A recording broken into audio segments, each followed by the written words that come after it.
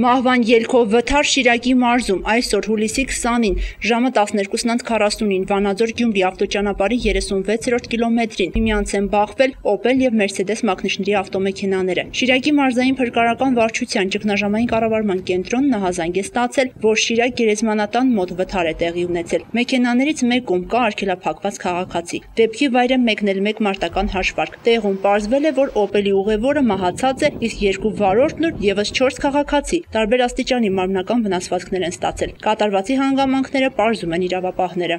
Գյումրու թիվ 48 շեշտ փրկարարական ջոկատից մեկ փրկարարական մարտական հաշվարկ մեկնել է դեպքի վայր 13:06-ին դեպքի վայր հասնելով նկատել ենք, որ դեպքի վայրից երկու շտապ օգնության տրանսպորտային միջոցներով հիվանդանոց տեղափոխված անձինք կան վթարի հետևանքով մարմնական վնասված ստացած անձինք տեղափոխվում են։ Իսկ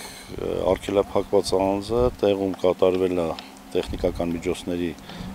օգտագործմամբ, տեղում կատարվել է կտրման աշխատանքներ, կտրվել են Օպել մակնիշի ավտոմեքենան եւ դուրսաբերվել մոտ 60 տարեկան կնոջ դին։ Օպել մակնիշի ավտոմեքենայի ուղևորը մահացել է, երկու վարորդները եւ 4 ուղևորներ տեղափոխվել են հիվանդանոց։